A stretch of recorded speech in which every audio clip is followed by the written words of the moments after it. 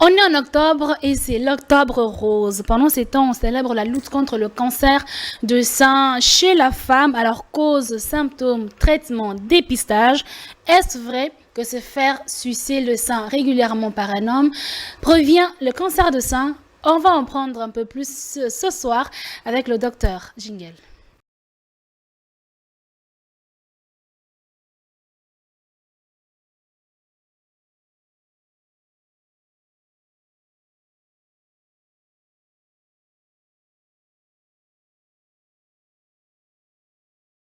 Alors, le cancer de sein, il y a beaucoup de mythes, il y a beaucoup de spéculations autour de ça. Est-ce qu'il faut se faire sucer un peu plus pour prévenir le cancer de sein?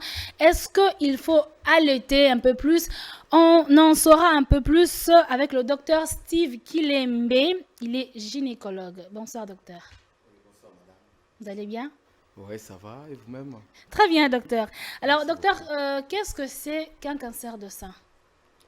Merci beaucoup, madame, pour cette énième opportunité Oui. que vous nous accordez dans votre chaîne pour que nous puissions parler de la santé. Oui. Et c'est moi, par rapport à ces sujets très importants du cancer du sein, nous vous félicitons et vous encourageons à continuer toujours à nourrir la population parfois qui est ignorante Oui. de certaines réalités. Oui, oui. Oui, le cancer du sein, c'est au fait, déjà, il faut comprendre que c'est parmi les premières causes de mortalité chez la Chez femme la femme. et n'est rien d'autre qu'un cancer qui se développe au niveau du sein. Donc, un cancer, il faut comprendre que c'est une multiplication anormale de cellules au niveau du sein. Et à un certain niveau, cette multiplication anormale peut nous donner le cancer, bien qu'au niveau du sein, il y a d'autres maladies. Donc ici, on va parler de cette multiplication anormale qui nous donne le cancer, mais précisément au niveau du sein. Du sein, très bien. Alors, docteur, quels sont les facteurs qui facilitent le cancer de sein? Oui, bon, il y a plusieurs, il y a plusieurs facteurs Oui, et selon plusieurs hypothèses oui. actuelles. Donc, déjà, il faut comprendre que le cancer du sein, c'est un cancer qui est hormonodépendant. C'est-à-dire que c'est un cancer qui est au dépend de l'hormone, donc dans l'estrogène. Oui. Et voilà. Et ces cancers a plusieurs facteurs, dont les facteurs héréditaires et puis les facteurs acquis. Ok. Donc, les facteurs héréditaires, c'est-à-dire que c'est une prédisposition que nous avons héritée de parents, des arrière-parents. Oui. Et ça, c'est lié à l'hérédité. Ok. Mais il y a aussi des facteurs extrinsèques. Donc, ce sont des facteurs environnementaux, Ok. il faut appeler ça comme ça. Et il y en a plusieurs. Donc, je crois que les facteurs génétiques, nous ne pouvons rien faire parce Rien qu'il faire, c'est ça. y a des gènes, pas encore gènes, qui sont déjà prédisposés chez la personne qui développe la maladie. Mais Oui. les facteurs environnementaux, je crois, c'est ce qui va quand même nous permettre de les énumérer Oui. pour permettre à nos auditeurs de, Le téléspectateur. voilà, téléspectateurs Oui. d'avoir une idée, pouvoir éviter ces facteurs. Parce Mais que, allez-y, les facteurs. oui, parmi les facteurs environnementaux, Oui. donc il y a, par exemple, actuellement, il y a ce qui est très utilisé chez les filles, l'utilisation abusive de contraceptifs, de Ah. contraceptifs, l'utilisation abusive. Et beaucoup d'études montrent que les tabacs et l'alcool sont aussi des facteurs environnementaux qui, voilà, il y a l'exposition, il y a des expositions à l'irradiation. Donc, par exemple, à un certain âge, on s'est fait des radios à répétition, tout ça, ça peut faire que ou soit les personnes qui travaillent, qui sont très exposées à ces irradiations, Oui. peuvent développer les facteurs déjà environnementaux qui peuvent se joindre avec les facteurs génétiques, Génétique. comme je venais de dire. Et Oui. voilà, le cancer du sein peut survenir à tout moment chez cette dame. Mais est-ce qu'il y a un âge spécifique pour développer le cancer de sein? Bon, le cancer du sein, il n'y a pas vraiment un âge spécifique, mais néanmoins, Néanmoins, parce que il y a quelques temps passés ici, Oui. nous, du point de vue théorique, on nous a dit que c'est un cancer qui se développe à un âge avancé, donc de la 35. Ok.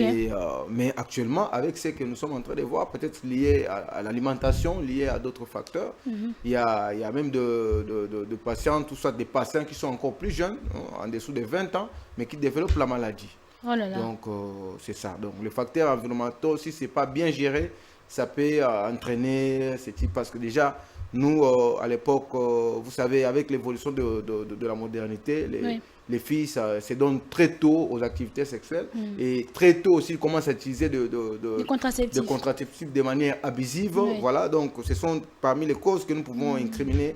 Et l'alimentation, bien qu'il y a beaucoup de titres qui sont encore en cours, je crois que dans les jours qui viennent, il y aura encore d'autres causes éventuelles. Vous savez, aujourd'hui, vous pouvez voir une fille de 14 ans, 15 ans, un garçon, mais qui vous prend la bière, qui prend la cigarette. Je venais de citer parmi les facteurs environnementaux, il y a la cigarette, il y a aussi l'alcool. Mais est-ce que le manque de grossesse chez la femme peut aussi être l'un des facteurs de cancer de sein ou de l'allaitement? Bon, le manque de grossesse, bon voilà, il faut comprendre qu'au départ, comme préambule, j'avais dit que le cancer du sein, c'est un cancer qui est hormonodépendant. Alors, pendant la grossesse, il y a une hormone qui est avantagée pour la femme, que nous appelons la progestérone. Et cette hormone agit en antagonisme avec, en fait, c'est l'hormone qui nous donne, qui est comme incriminée dans les cancers du sein, qui est l'estrogène.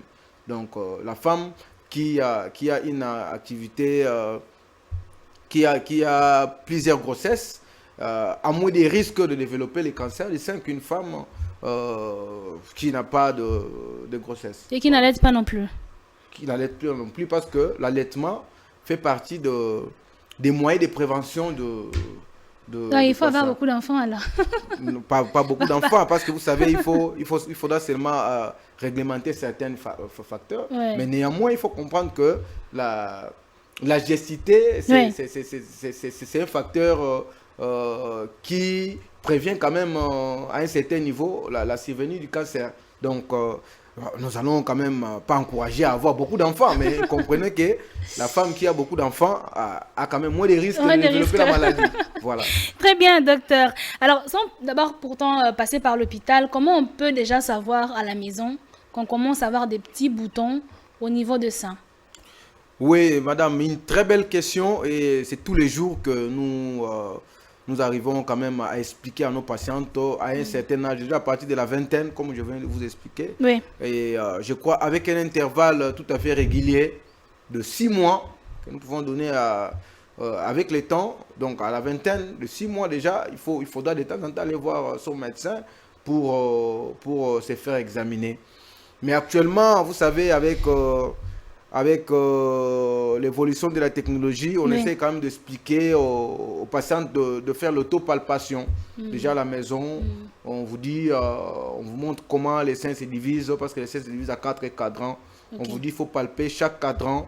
Et dès que vous remarquez seulement une masse ou quelque chose d'anormal, voilà, justement, il faut aller vite voir le médecin qui aura plus de détails par rapport à cela.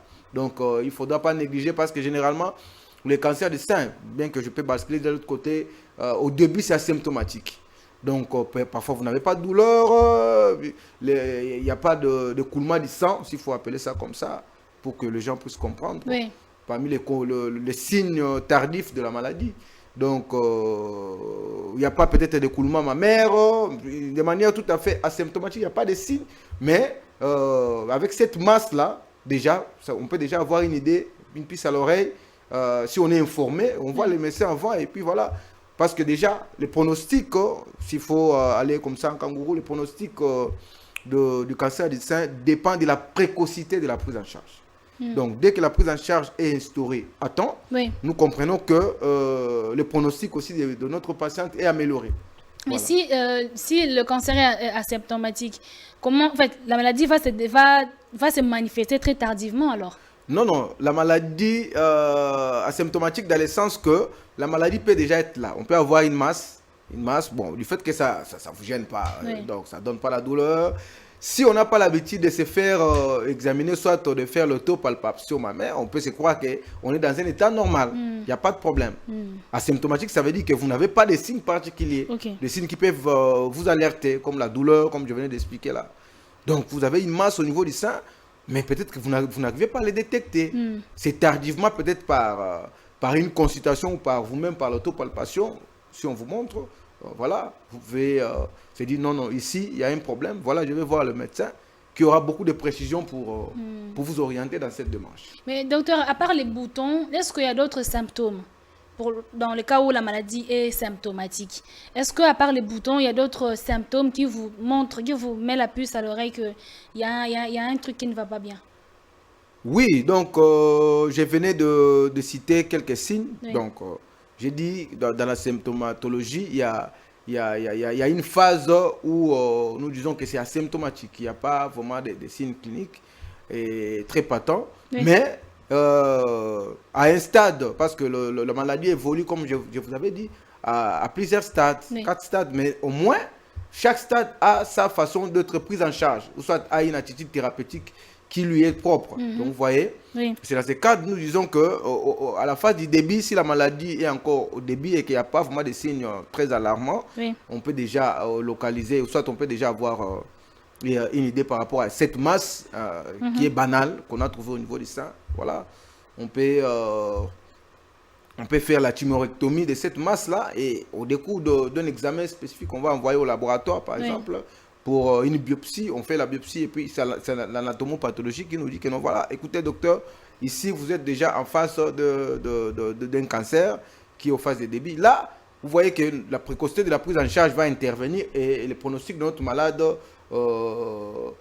sera quand même amélioré. Donc, ça veut dire que quand il y a déjà des boutons qui apparaissent, c'est déjà le début vraiment du cancer. Non, non. Ok. Non, c'est pas seulement ça, seulement qu'il faut comprendre qu'au niveau du sein, il y a plusieurs masses. Ok. Il n'y a pas seulement les cancers. Ok. Vous voyez? Oui. L'avantage que vous avez, dès que vous constatez qu'il y a une masse, vous voyez votre médecin. Ok. C'est le médecin qui va examiner par rapport aux signes cliniques et aux signes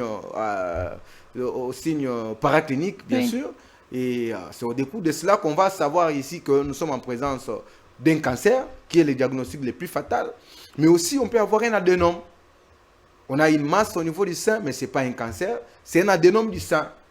On peut avoir une masse comme une sous forme de maladie des reclus.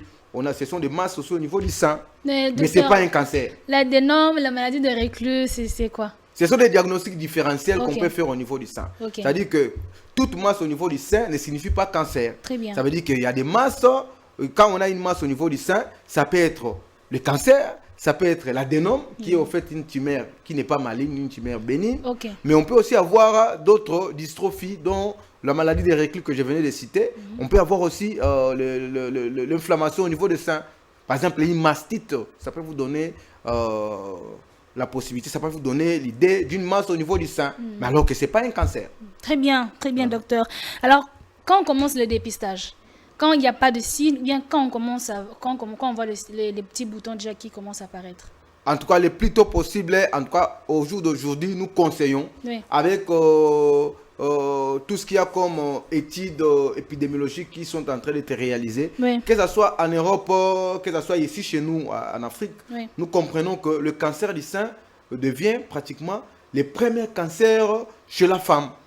Donc, dans la lutte, dans la prévention, nous pensons que le plus tôt possible, il faut déjà à partir d'un certain âge qu'on puisse mettre de moyens, qu'on puisse mettre de moyens de dépistage de ces cancers. Voilà. Très bien. Alors, comment se passe le traitement, docteur? Oui, mais le traitement du cancer du sein est multidisciplinaire.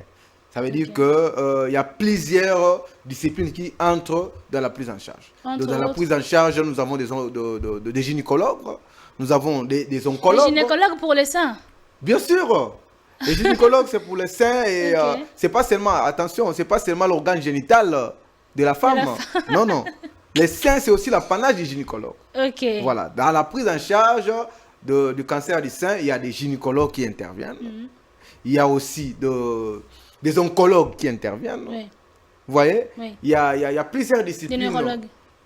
Pardon? Des neurologues, des chirurgiens. Des neurologues qui peuvent intervenir dans la prise en charge. Donc, Oui. des chirurgiens qui peuvent intervenir dans la prise en charge. C'est pourquoi je dis que la prise en charge est multidisciplinaire, mais dépendant du stade de la maladie. Très bien. C'est pourquoi je parlais de la précocité de la prise en charge. Donc, dès que la maladie est détectée à temps, Oui. vous voyez que la prise en charge peut être instaurée. Oui. Parce qu'il y a une prise en charge qui peut partir d'un traitement médicamenteux. Voilà. Donc là, je suis en train de parler de la chimiothérapie. Mais ça peut évoluer aussi vers une radiothérapie. Ça, ce sont des techniques d'imagerie qu'on va utiliser pour la prise en charge. Mais aussi, la chirurgie peut intervenir. On peut, à un certain niveau, si la masse est tout à fait localisée et qu'on fait l'IRM, ce sont des examens spécifiques pour localiser Oui. l'extension de la masse, on localise, on peut réaliser la thymorectomie. Donc, la thymorectomie, c'est au fait, on enlève tout simplement la masse qui est là, Oui. dans les limites, jusque dans la zone saine, dans la zone qui n'a pas de problème. Oui. Voilà. Mais Et qui est de moins en moins autorisée à un certain âge. Ok. Voilà. Mais quand on voit vraiment que la maladie, il y a quand même une invasion un peu, il y a une invasion de l'organe du sein, voilà, on est obligé de faire la mastectomie. Voilà, là maintenant on enlève les seins. Ah, c'est ça la question que j'allais poser. Ouais. Alors, je me disais, est-ce qu'on peut opérer sans pourtant faire l'ablation du sein? Vous avez dit qu'on peut faire la thymorectomie. Voilà, on enlève seulement la masse. Ouais, très pour bien. enlever la masse. Ouais. Alors, quand intervient l'ablation mammaire? L'ablation mammaire dépend du stade où notre malade se présente. Ça dépend de l'âge de notre malade.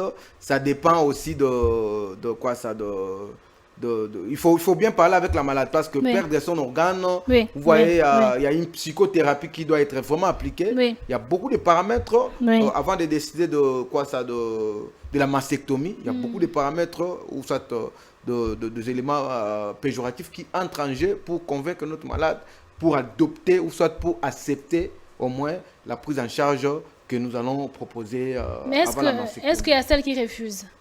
Plusieurs, parce que vous savez, nous sommes en Afrique, Oui. ça il faut se dire, Oui. que les autres qui sont de l'autre côté, de par ce que nous sommes en train de faire maintenant, parce qu'à un certain niveau, vous voyez, il y a quand même les gens qui s'intéressent maintenant à ces cancers, parce que ça commence à battre quand même les records ici. Oui. Mais à l'époque, quand on voit une maman avec une masse, vous savez, on se dit non, ils embassent. Oui. Hein, ils embassent tout ça, et puis voilà, et on l'amène chez les indigènes, tout ça, et C'est ça. qui sont en train de tripoter. Voilà, la personne décède sans diagnostic. C'est ça. Mais au fur et à mesure que nous évoluons, vous voyez les gens avec l'apprentissage, avec la modernité, tout ça, l'internet, les gens apprennent. Et on comprend que c'est pas toujours les mbassou. Ça peut être vraiment le cancer du sein. Et voilà, on essaie quand même d'accepter quand même cette prise en charge là de la mastectomie. Mais est-ce Voilà. qu'une femme peut vivre avec un seul sein? Même une femme peut vivre sans deux seins. Ouais. Ok. Sans sein, une femme peut vivre sans problème. Ah, par contre, Ouais. si par exemple nous sommes à un stade avancé de la maladie, on dira mais à quoi servira cette femme de vivre, de mourir avec ses deux seins? Ah. Ou lieu de vivre sans ses Sans deux sein. seins? C'est question de faire les choix. Donc c'est à vous de faire les choix. Vous pouvez vivre avec sans le deux seins, ou bien vous voulez mourir avec vos deux seins. Voilà. C'est ça. Oui, avec l'honneur d'avoir les deux seins. Mais ça dépend. Et docteur, je pense que nous tendons vers la fin. Est-ce qu'il y a risque qu'un sein affecte l'autre? Au cas où c'est l'un qui est affecté. Est-ce qu'il y a possibilité que l'un de sein affecte l'autre? Moi, je ne parlais pas vraiment directement de risque qu'un sein affecte l'autre. Oui. Donc, par contre, je dirais que le facteur qui a occasionné la maladie chez l'autre, chez le premier sein, ces facteurs-là, s'ils sont permanents, ils peuvent encore occasionner la maladie chez l'autre sein. L'autre sein. Mais ce n'est pas automatique parce qu'un sein est tombé malade, l'autre doit automatiquement tomber malade. Vous voyez? Parce qu'il y a plusieurs examens. Donc, Oui. je crois que l'émission EMPA, nous avons fait une sorte de synthèse. Oui. Il y a plusieurs examens que nous demandons avant de poser les actes sur le sang. Il y a des marqueurs tumoraux qu'il faut doser. Voilà, ces marqueurs nous permettront de voir, même après l'intervention, il faut suivre ça pendant une certaine durée. Oui. Quand on voit que ça persiste à une certaine à des valeurs qui sont tout à fait élevées, alors on se dit que probablement il y a un problème dans l'autre sein. Et vous voyez, la précocité de la prise en charge dans l'autre sein fera en sorte que nous puissions très bien aller avec notre prise en charge. Très bien, docteur. Alors, comment prévenir le cancer de sein? La prévention du cancer du sein. D'ailleurs, je crois que c'est la raison de cette émission. Oui. Parce que je venais de vous expliquer la prise en charge. Oui. Je crois que ça, il faut vraiment aller à la faculté. Il faut des études un peu spécialisées pour cela. Oui. Mais la prévention, c'est à la portée de tous. C'est simple. Prévention, il faut seulement éviter les facteurs de risque que nous venons d'énumérer. Oui. Donc, nous avons cité le tabagisme, la prise l'alcool. excessive d'alcool. Oui. Ça peut être évité. Oui. Hein? La prise excessive du tabac, ça peut être évité. Les contraceptifs. En désordre, les contraceptifs qui sont prises. Je vais vous étonner qu'il y a des femmes qui nous viennent. Au cours des mêmes cycles, ils ont pris les préservatifs à chaque contact sexuel. C'est-à-dire que si elle fait un contact sexuel aujourd'hui, elle prend les contraceptifs. Les jours suivants, elle prend les contraceptifs. Et si c'est pendant une semaine, qu'elle va prendre les contraceptifs. Voilà. Donc, les contraceptifs, dans ce sens, ce sont les médicaments, pas les préservatifs. Des contraceptifs dont je parle ici, ce sont de pilules. Ok. Ce sont des pilules. Ok. Ouais. Très bien, docteur. Alors, il y a une question que beaucoup de gens disent. Est-ce vrai que se faire sucer le sein régulièrement par un homme prévient le cancer de sein? Se faire sucer le sein, voilà. Régulièrement par un homme. C'est une question que les femmes aiment poser. Bon, moi je suis devant une femme, je comprends que c'est une question qui ne devait pas passer outre. Donc, si c'est le sein, nous disons que c'est avantageux. C'est avantageux. Et je vous dis que le cancer de sein, ce n'est pas seulement chez la femme. Donc, ce n'est pas seulement à l'homme de sucer le sein de la femme, mais la femme doit aussi sucer le sein de son mari. Voilà. Donc, parce que si c'est le sein, il y a quand même un système, il y a un arsenal hormonal qui est mis en place. Oui. Comme je viens de vous dire que le cancer du sein est un cancer hormonodépendant. Il y a un arsenal hormonal qui est mis en place pour essayer quand même de prévenir à un certain niveau. Donc, le sein, comme je venais de dire, qu'une femme qui allait trop, voilà, a moins de risques de développer. Ce sont des études. Ce sont des études, des hypothèses qui ont été évoquées, bien qu'il y a des femmes qui ont allaité, mais qui ont développé la maladie. Voilà, donc ça dépend d'une femme à une autre. Mais les études coïncident que la femme qui allaite beaucoup a moins de chances de développer la maladie. Très bien, docteur. Voilà. Là, nous sommes à la fin. Conseil à toutes les femmes.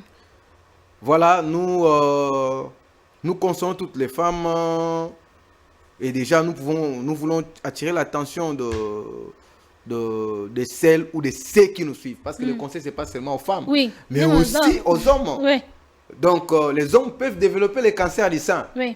Voilà, donc les conseils à nos téléspectateurs. Mais docteur, s'il vous plaît, pour les hommes, c'est aussi dans le même fil d'idées. Le tabagisme, l'alcool. Les mêmes facteurs persistent. Ok. Ouais.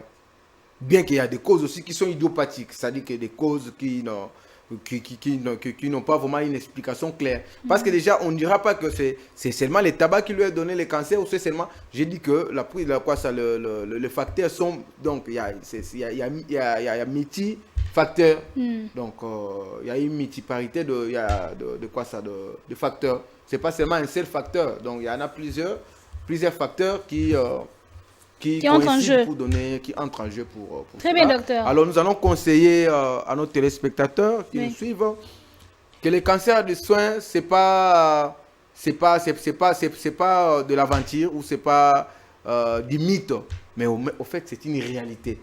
Nous qui sommes en clinique, ça nous fait très mal de voir nos patients qui arrivent au box de consultation à un stade déjà avancé. Alors, nous sommes obligés de mettre en place un traitement d'accompagnement. Mais à un stade avancé, il y a quoi? Par exemple, les femmes qui peuvent venir avec, on vous dit non, voilà, il y a les mbasses du sein. Les mbasses, vous comprenez, chez nous ici, donc, il y a une plaie au niveau du sein. Une érosion d'ailleurs qui peut évoluer. Mais en phase de début, vous ne venez pas avoir un signe tout à fait net. Ça, il faut vraiment signifier. Oui. Mais les seins présentent l'image de peau d'orange. Peau d'orange, c'est-à-dire que vous voyez l'orange comment ça se présente avec des petites boules là. Okay. Voilà, quand déjà votre sein commence à avoir ne fût-ce que cet aspect-là, et que même s'il n'y a pas de masse, vous avez cet aspect de peau d'orange. C'est-à-dire qu'il faut déjà se dire que, en tout cas, il y a un problème ici. C'est asymptomatique, vous n'avez pas de problème, mais peau d'orange, déjà, il faut aller voir votre médecin pour une consultation appropriée. Très bien. Ouais. Très bien, docteur. Alors, nous sommes à la fin de l'émission. Dernier mot, docteur? Non, nous sommes disposés à vous recevoir, parce que nous, notre métier, c'est aider la population. Oui. C'est aider la population et vous savez, notre métier est très compliqué. Parfois, on assiste à des personnes qui meurent parce que nous comprenons qu'ils viennent en retard par rapport à une prise en charge qui pouvait être utilisée avant et sauver la personne. Donc, nous sommes disposés, peut-être donner le numéro de téléphone. Allez-y, allez-y, docteur. Oui, plus 243 et 81 149 45 74. Donc, vous pouvez appeler, je peux reprendre 0 plus 243 81 149 45 74. Donc, appelez pour avoir des conseils, pour avoir des orientations, parce que le cancer des seins tue. Oui. Voilà. Très bien. Le cancer de sein tue. Ouais. Donc, n'attendez pas à avoir la peau d'orange ou bien avoir les petits boutons. Chaque matin, auto-palpez-vous. Donc, le sein elle est divisé en 4 parties. Chaque matin, vous faites ça. Vous touchez ici, vous touchez ici, vous touchez ici, vous touchez en bas. Une fois que vous remarquez qu'il y a des petits boutons inhabituels qui commencent à se développer, Kanga Bisaka va chez le médecin. Dit médecin, voilà ce qui se passe et tout, et vous allez sauver votre vie. Parce que quand vous attendez, comme on a qui, parce que souvent les femmes, nous avons l'habitude de l'attendre. Et là, que ça l'a mis, mais ose la pire c'est l'angomoko. Et ça va caprice sans autre. C'est comme ça que beaucoup de femmes meurent. Quand vous vous sentez mal, quand vous savez que votre sang commence à changer sa couleur naturelle, allez auprès d'un médecin. Faites-vous ausculter et faites-vous prendre en charge. Voilà, c'est un peu ça. Moi, je vous aime beaucoup. On se retrouve le jeudi prochain avec une nouvelle thématique. Et d'ici là, portez-vous bien. Je vous aime beaucoup. À plus.